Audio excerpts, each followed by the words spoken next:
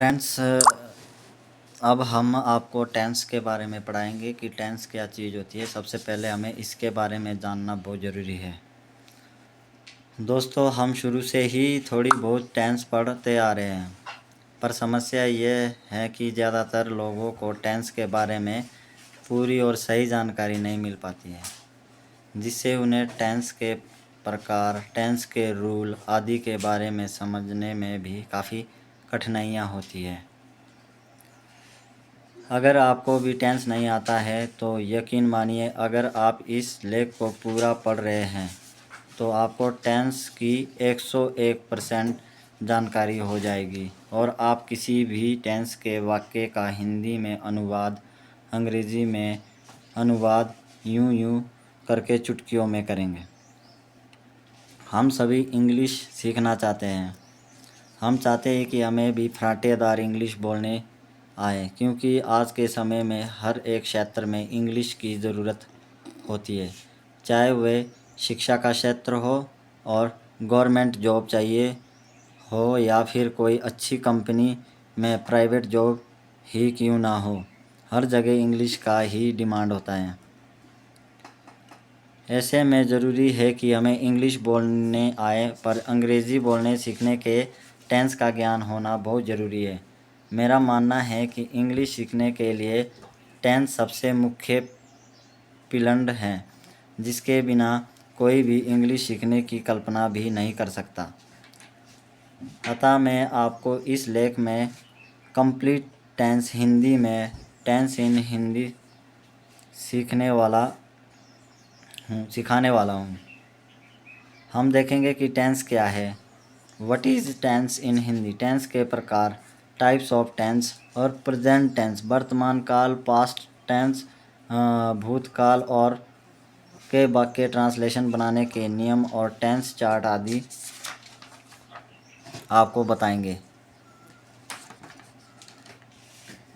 इसमें सबसे पहला क्वेश्चन हमारा रहता है, व्हाट इज़ टेंस। टेंस क्या है? टेंस को हिंदी में काल कहते हैं। साधारण शब्दों में कहें तो टेंस समय का वह रूप है जिससे किसी कार्य के होने का समय का पता चलता है। जो हम दिन प्रतिदिन जो कार्य करते हैं, जैसे हम कोई अभी मैं प्रेजेंट आपको पढ़ा रहा हूँ या सिखा रहा हूँ, तो ये हमारा क्या बोलता है, काल कहता है। और जिस दौरान जो भी कार्य किया जाता है उसी को हम काल कहते हैं, समय कहते हैं, वह टेंस कहते हैं। दरअसल टेंस किसी कार्य के होने का समय को ही दर्शाता है। इसीलिए हम ये भी कह सकते हैं कि समय को टेंस या काल कहते हैं।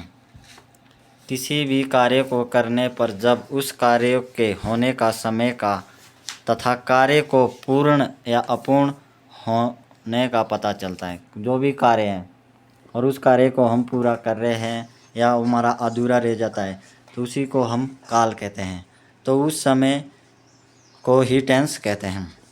हम जानते हैं कि कोई भी कार्य किसी समय में होता है, पर यह ज़रूरी नहीं है कि वाक्य में समय का जिक्र खुलकर हुआ हो। इसमें एग्जाम्पल दिया है, जैसे उदाहरण के लिए एक वाक्य है, मैं खाना खा रहा हूँ। तो इस टाइम मैं कार्य क्या कर रहा हूँ, मतलब कि खाना खा रहा हूँ। इस वाक्य में दिन, रात, सुबह, दोपहर, 10 बजे, 4 बजे, जनवरी, फरवरी आदि में किसी भी समय को खुल के जिक्र नहीं हुआ है, पर इसका मतलब ये तो नहीं है कि खाना खाते वक्त समय रुका हुआ था।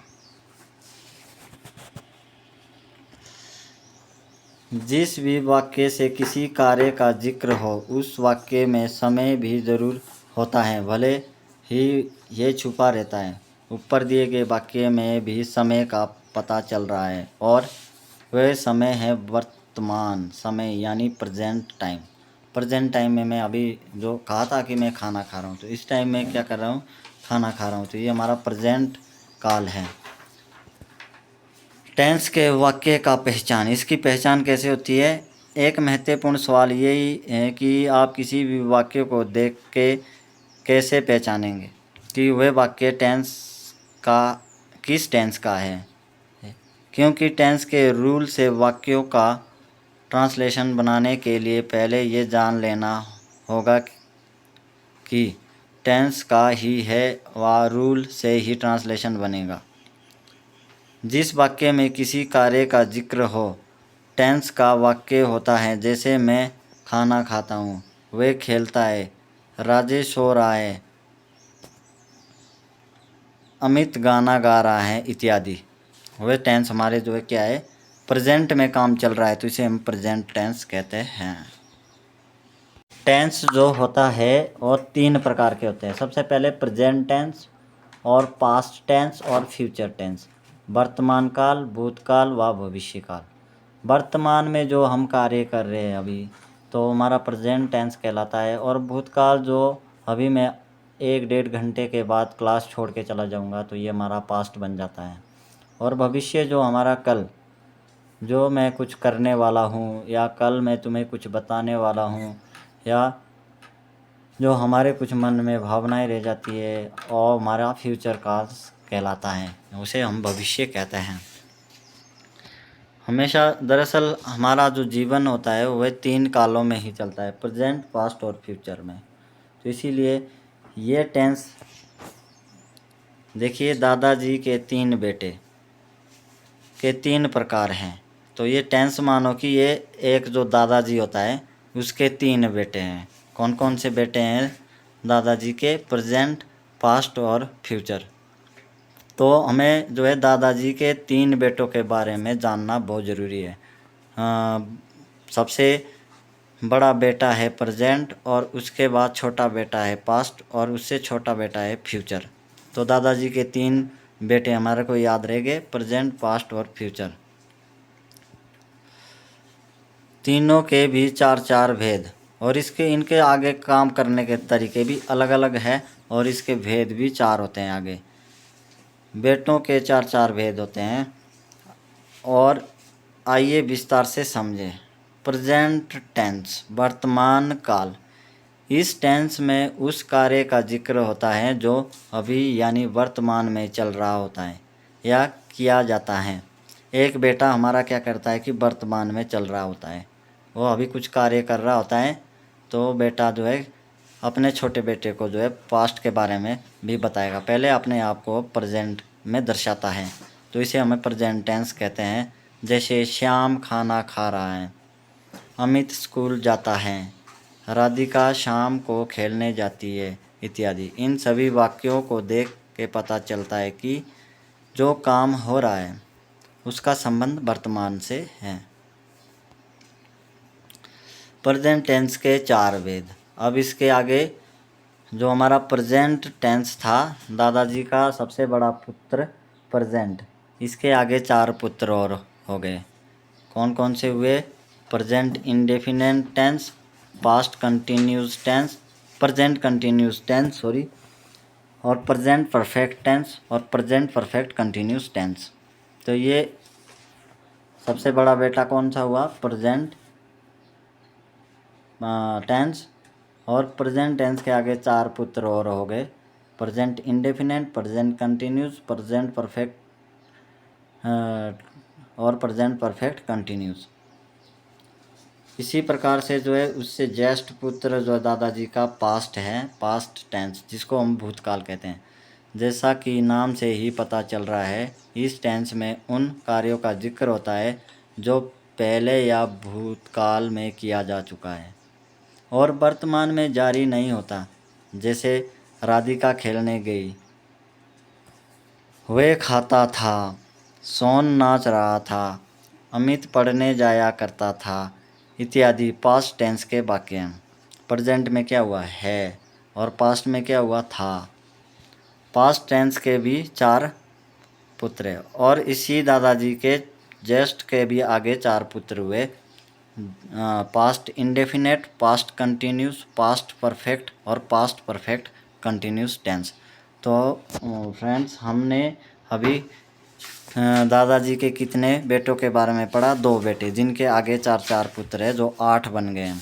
सबसे पहले पढ़ा हमने प्रेजेंट इंडेफिनेट के बारे में, प्रेजेंट इंडेफिनेट कंटिन्यूस और प्रेजेंट परफेक्ट और प्रेजेंट परफेक्ट कंटिन्यूस। इसी प्रकार past, past indefinite, past continuous और पास्ट परफेक्ट टेंस और पास्ट परफेक्ट कंटिन्यूस टेंस के बारे में हमने जिक्र किया। तो आपको अभी दादाजी के नाम से ये वाक्य हमेशा याद रह जाएंगे।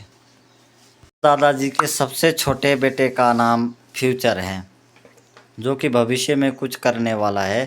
तो ये हमारे भविष्य के बारे में बताएगा और हमारी जो भी फ्यूचर में बातें होती है उसके बारे में आपको सिखाएगा। दादाजी का सबसे छोटा, जिसको बोलते हैं फ्यूचर टेंस। इस टेंस में उन कार्यों का जिक्र होता है जो भविष्य में किया जाएगा, जैसे वह खेलेगा, वह सो चुकी है, अमित जाएगा, सीता गाना गाएगी इत्यादि। तो इसमें क्या आया, गा गी गे। तो ये टेंस जो हमारा क्या हुआ, फ्यूचर। तो दादाजी के छोटे पुत्र ने क्या बोला कि जो भी गा गी है जिस वाक्य के अंत में आएगा वो फ्यूचर का है। इन वाक्य पे गौर कीजिए। इनमें कार्य ना तो हो रहा है ना ही किया हो चुका है, बल्कि कार्य भविष्य में किया जाएगा। पॉसिबिलिटी होती है, संभावना। तो फ्यूचर टेंस के भी आगे 4 बेटे हैं। इसके भी क्या है, दादाजी का जो सबसे छोटा है इसके भी 4 पुत्र हुए। Future indefinite, future continuous, future perfect tense और फ्यूचर परफेक्ट कंटिन्यूस टेंस। अतः इस प्रकार हमने देखा कि टेंस 3 प्रकार के हैं तथा उन तीनों के भी 4 अलग अलग प्रकार होते हैं। ऊपर दिए गए चारों भेद को पढ़ने पे आपने गौर किया होगा कि इनमें बस शुरू वाला वर्ड यानी प्रेजेंट, पास्ट और फ्यूचर ही चेंज हो रहा है। उसके बाद का वर्ड या टेंस के नाम सब में कॉमन है।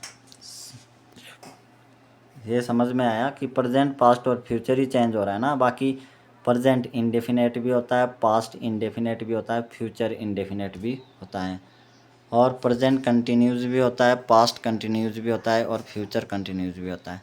प्रेजेंट परफेक्ट भी होता है, पास्ट परफेक्ट भी होता है और फ्यूचर परफेक्ट भी होता है। और प्रेजेंट परफेक्ट कंटिन्यूस भी होता है, पास्ट परफेक्ट कंटिन्यूस भी होता है और फ्यूचर परफेक्ट कंटिन्यूस भी होता है। इतने सारे टेंस के प्रकार को जानकर आप घबराइए नहीं, क्योंकि मैं आपको बहुत आसान तरीके से टेंस समझा रहा हूँ। आपने इसमें घबराना नहीं है। अब हमारे को जो है 4 वाक्यों से आगे 16 बन गया है और ये हमारे को अच्छे से जो है याद हो जाएगा अगर आप इस वीडियो को देखते रहेंगे। टेंस के चारों भेद में इनडेफिनेट, कंटिन्यूस, परफेक्ट और परफेक्ट कंटिन्यूस, ये 4 वर्ड का उपयोग हुआ है। और अगर आप इन चारों का मतलब समझ जाएंगे तो टेंस आप अपनी आसानी से समझ जाएंगे। टेंस में इनडेफिनेट, कंटिन्यूस, परफेक्ट और परफेक्ट कंटिन्यूस का मतलब। इनडेफिनेट का मतलब होता है अनिश्चितकालीन, मतलब जिसका कोई समय निश्चित नहीं है परंतु है वो प्रेजेंट में ही। इनडेफिनेट का हिंदी का अर्थ है अनिश्चित। इसमें कार्य समाप्त हो गया है, ये कार्य हो रहा है, इसका पता नहीं चलता। मतलब कि जो इंडेफिनेट होता है उसमें कार्य हो रहा है या समाप्त हो गया है, कोई सीमा नहीं है, पर है ये प्रेजेंट का। उदाहरण के लिए शाम खाना खाता है, ये प्रेजेंट इंडेफिनेट टेंस का वाक्य है। खाता है, इस वाक्य में राम को खाने के बारे में बात कही जा रही है। राम खाना खा रहा है ना, खाता है, पर वाक्य से ये पता नहीं चल रहा है राम खाना खा रहा है या खा चुका है या कार्य अभी अनिश्चित है। अगर प्रेजेंट का है तो ये प्रेजेंट इंडेफिनेट टेंस होगा। वैसे ही अगर वह पास्ट का हो तो ये पास्ट इंडेफिनेट टेंस होगा। अमित खेलता था, राम आम खाता था। अगर वाक्य फ्यूचर का हो तो फ्यूचर इंडेफिनेट होगा, जैसे वह जाएगा, राम खाएगा, अमित गाना गाएगा इत्यादि। कंटिन्यूस, जैसा कि इसके नाम से ही पता चल रहा है, कंटिन्यूस का मतलब होता है काम का जारी होना, लगातार, चलते रहना। अगर वाक्य प्रेजेंट का हो तो प्रेजेंट कंटिन्यूस टेंस कहलाएगा। जैसे मैं खा रहा हूँ, वह गा रहा है, अमित खेल रहा है। इन वाक्यों में खाने, जाने, खेलने का काम जारी है। अगर वाक्य पास्ट का हो तो पास्ट कंटिन्यूस टेंस कहलाएगा। जैसे मैं खा रहा था, वह जा रहा था, अमित खेल रहा था इत्यादि। इन वाक्यों में खाने, जाने और खेलने का कार्य पास्ट में जारी था। ठीक वैसे ही अगर फ्यूचर का हो तो फ्यूचर कंटिन्यूस कहलाएगा। जैसे वह जा रहा होगा, अमित खेल रहा होगा, मैं खा रहा हूँगा इत्यादि। परफेक्ट टेंस में परफेक्ट का मतलब होता है कार्य का पूर्ण रूप से हो जाना या परफेक्ट रूप से हो जाना। यदि वाक्य प्रेजेंट यानी वर्तमान का हो तो वह प्रेजेंट परफेक्ट टेंस का कहलाएगा। जैसे वह खा चुका है तो पूर्ण रूप से जो है उसका काम हो चुका है, पर चला गया ये हमारे परफेक्ट में। सीता गा चुकी है या जा चुकी है, सोन सो चुका है। इन वाक्यों का कार्य पूर्ण रूप से वर्तमान में हो चुका है। That is called present perfect tense.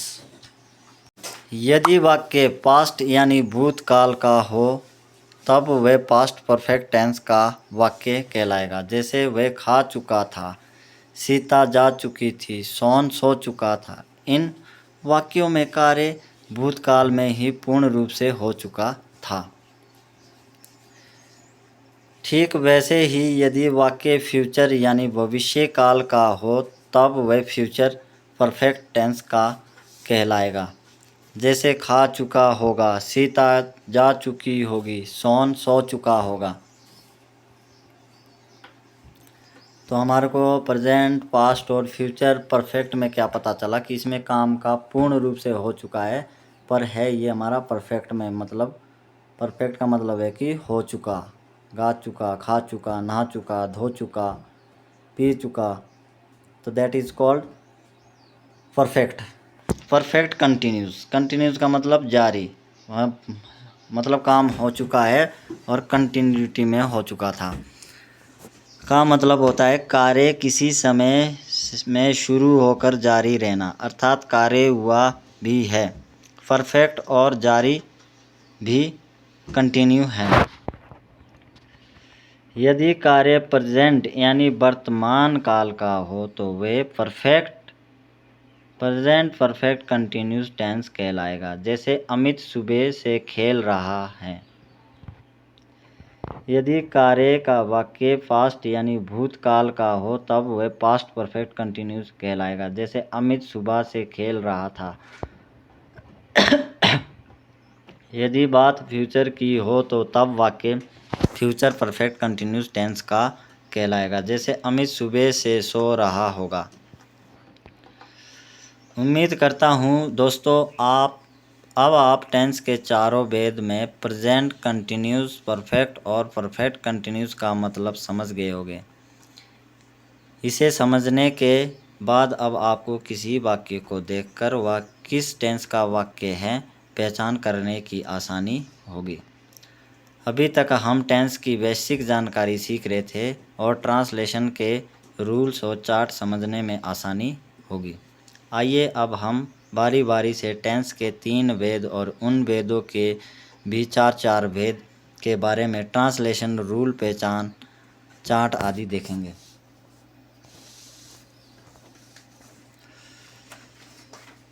Present tense, वर्तमान काल, प्रेजेंट इंडेफिनिट टेंस, इसके रूल्स क्या है और इसको किस तरह से जो है हम लिखे जाते हैं वाक्य, या ये किस प्रकार से जो है अंग्रेजी शब्दों में हम इसका अनुवाद करते हैं वह बोले जाते हैं।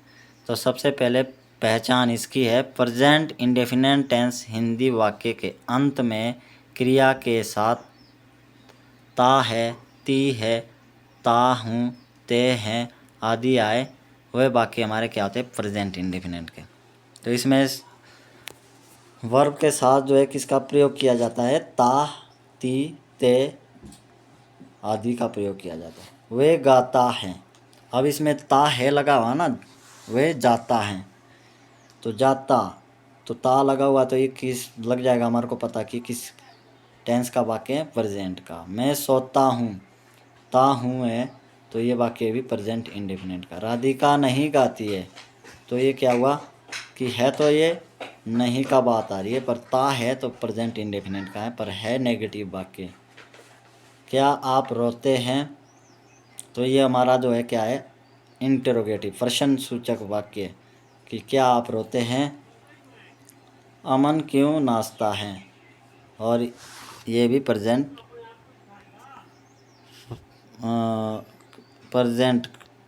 का वाक्य है इंडेफिनेट, जो कि इंटरोगेटिव है। उपरोक्त सभी वाक्य प्रेजेंट इंडेफिनेट के वाक्य हैं। आइए अब इनका ट्रांसलेशन बनाने का रूल्स देखें। खासकर हमारे को ज़्यादातर इसके रूल्स का पता होना चाहिए कि कौन सी वर्ब कहाँ प्रयोग होती है, सब्जेक्ट कहाँ प्रयोग होता है, ऑब्जेक्ट कहाँ होता है और दूसरे वर्ब का प्रयोग कहाँ होता है। अफर्मेटिव सेंटेंस सकारात्मक वाक्य स्ट्रक्चर, इसका स्ट्रक्चर हमेशा मेनली हमारे को याद करना होता है, इसीलिए मैं आपको जूम करके बताता हूँ। ये जो है सबसे पहले इसमें सब्जेक्ट आएगा और सब्जेक्ट के साथ वर्ब की पहली फॉर्म और V5 plus object plus other word. Example, मैं स्कूल जाता हूँ, ता लगा हुआ है तो ये क्या है, present indefinite. I go to school daily, I subject हुआ, go first form of verb और अदर वर्ड्स टू स्कूल और डेली। हम रोज़ाना आराम करते हैं, we do our work regularly, हम अपना काम डेली करते हैं ना, रोज़ाना अपना काम करते हैं, sorry, we do our work regularly. वे रोज़ सुबह चाय पीता है, they drink tea every day morning, every day प्रत्येक दिन और मॉर्निंग, तो इसमें दे सब्जेक्ट हुआ और वर्ब ड्रिंक ड्रंक ड्रिंक, तो ये फर्स्ट फॉर्म ऑफ वर्ब और टी और एवरी डे मॉर्निंग प्रत्येक दिन, ये अदर वर्ड्स हुए। तुम हाथ धोने के बाद खाना खाते हो, you eat food after washing hand, you eat food after washing hand. तो इसका ये स्ट्रक्चर हमेशा याद रखना, subject plus verb, one plus object plus other words. Main याद रखने की बात है, यदि वाक्य में सब्जेक्ट थर्ड पर्सन सिंगुलर हो तो वर्ब फर्स्ट फॉर्म के साथ एस जोड़ दिया जाता है। सब्जेक्ट अगर हमारा क्या है, फर्स्ट पर्सन है, थर्ड पर्सन हो, थर्ड पर्सन क्या होता है, थर्ड पर्सन होता है ही, शी और इट। अगर किसी वाक्य में ही है, शी है लगा हुआ या इट है या फिर कोई नाम हो तो ये हमारा थर्ड पर्सन कहलाता है, सिंगुलर नाउन, जिसके साथ जो है एस और ई एस जोड़ा जाता है। हमेशा याद रखना, ही, शी, इट और एनी नेम, उसके साथ एस और ई एस का प्रयोग किया जाता है, और आई वी यू दे के साथ एस और ई एस का प्रयोग नहीं होता है। जैसे राम कड़ी मेहनत करता है, राम वर्क हार्ड, तो वर्क्स एस लग गया ना इसमें। वह हमेशा सच बोलती है, she speaks the truth always. Sonam रोज स्कूल जाती है, Sonam goes to school daily. वह अपना किताब पढ़ता है, शी लर्न्स हिज बुक। तो इसके इसी तरह से आपने जो है डेली 20-20 शब्द बनाने हैं। जैसे राम दौड़ता है, राम रन्स। राम शिमला जाता है, राम गोज टू शिमला। राम खाना खाता है, Ram Yeats food, etcetera.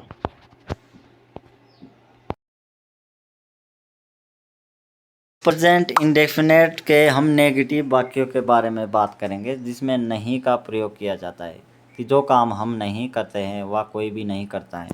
That is called negative वाक्य, पर है वो प्रेजेंट में। स्ट्रक्चर है इसका, स्ट्रक्चर देखिए, as subject plus do does plus not plus verb one plus object. Subject के बाद क्या आता है, डू डज का प्रयोग, और डू डज के बाद आता है नॉट का प्रयोग। अब ये हमारे को पता होना चाहिए कि डू का प्रयोग कहाँ होता है और डज का प्रयोग कहाँ होता है। नेगेटिव सेंटेंस में डू डज प्लस नॉट का प्रयोग किया जाता है। ये हमारे को प्रेजेंट इंडेफिनेट का जो नेगेटिव वाक्य होता है उसमें डू डज के बाद जो है नॉट का प्रयोग होता है।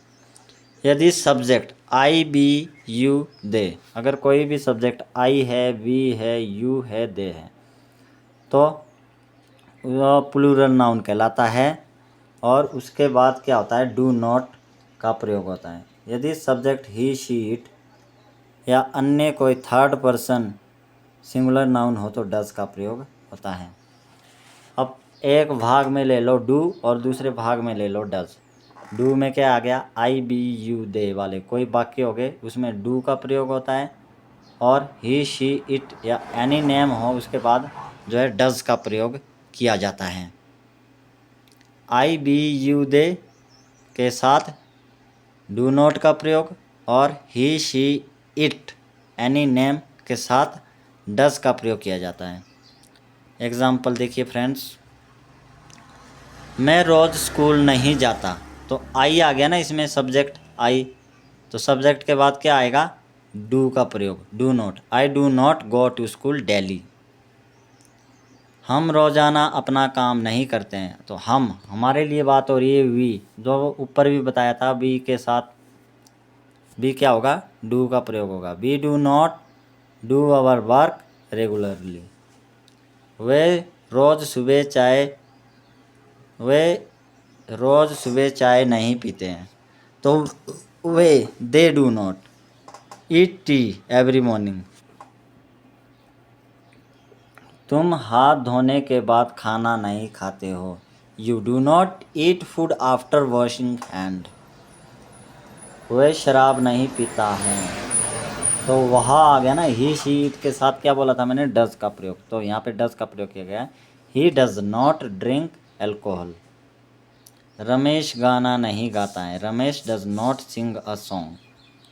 अमित राधिका एक दूसरे को पसंद नहीं करते हैं, Amit and Radhika do not like each other. Each other का मतलब होता है एक दूसरे। इसी के साथ ही अब इंटेरोगेटिव प्रश्न सूचक वाक्य, मतलब जो प्रेजेंट भी है और उसमें जो है कोई प्रश्न पूछा गया है और वो भी प्रेजेंट इंडेफिनेट में, दैट इज़ कॉल्ड इंटेरोगेटिव। इसका स्ट्रक्चर देखिए, do does plus subject plus not plus verb one plus object.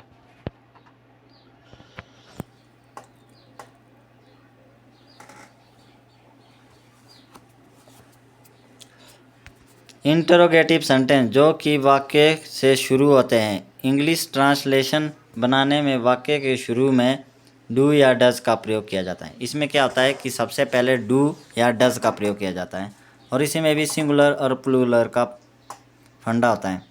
जैसे डू का प्रयोग किसके साथ, आई बी यू दे, और प्लूरल जो नाउन होगा उसके साथ डू का प्रयोग होता है, और थर्ड पर्सन हमारा ही शी इट या कोई नाम हो उसके साथ डज का प्रयोग किया जाता है। एग्जाम्पल दिए हुए हैं, क्या आप रोज़ अखबार पढ़ते हैं, do you read newspaper daily. क्या राम कड़ी मेहनत करता है, डज राम वर्क हार्ड। क्या वे हमेशा सच बोलती हैं, does she speak the truth always. क्या वह रोज़ घर जाती है, इसका आप खुद बनाओ। क्या शाम खाना खाता है। क्या शाम गाना गाता है। क्या हम गाना गाते हैं।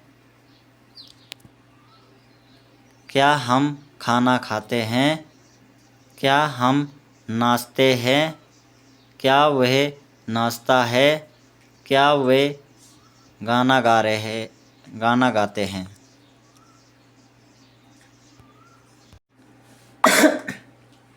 क्या सोनम रोज स्कूल जाती है? Does Sonam goes to school daily? क्या वह किताब पढ़ता है? Does he learns his book? क्या हम लोग क्रिकेट नहीं खेलते? Do we not play cricket? WH एक फैमिली होती है और WH वर्ड क्या होते हैं इसके बारे में हम बताएंगे, और इसके कुछ क्वेश्चंस होते हैं और सेंटेंस वाक्य बनते हैं जिसको हम WH कहते हैं, और इसे WH फैमिली भी कहा जाता है। जिन हिंदी वाक्य के बीच में क्या, कैसे, क्यों, कब, कहाँ, जिस वाक्य में क्या होता है, क्या, कैसे, क्यों, कब, कहाँ, किस लिए आदि प्रश्न वाक्य शब्द होते हैं, उन्हें हम WH क्वेश्चन सेंटेंस कहते हैं। WH फैमिली में क्या क्या आता है? WH में हमें याद रखना है वाक्य क्या, कैसे, क्यों, कब और कहाँ।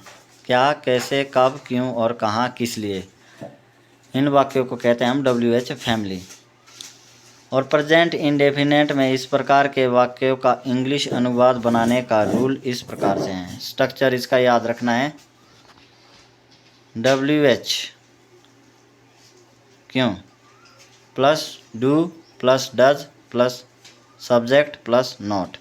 इसमें सबसे पहले WH वाक्य आएगा, वाई, वैन, जो शब्द होते हैं वो सबसे पहले आते हैं, और डू और डज उसके बाद आएगा हमारा सब्जेक्ट, और उसके बाद आएगा नॉट, और उसके बाद वर्ब वन, और उसके बाद लास्ट में अदर वर्ड्स।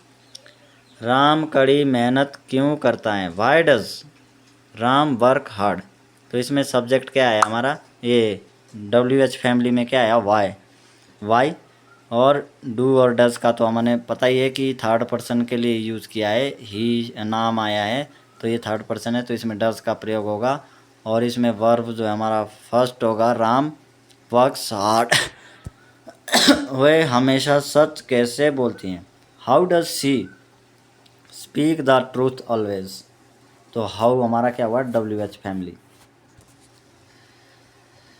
सोनम रोज स्कूल क्यों नहीं जाती? Why does Sonam not go to school daily?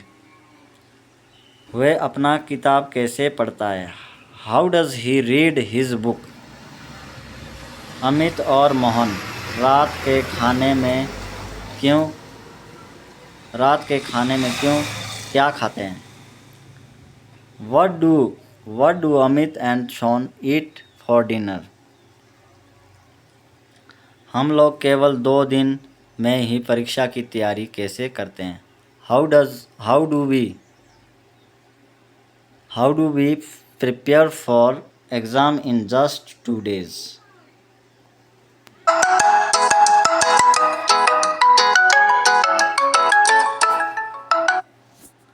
Present continuous tense.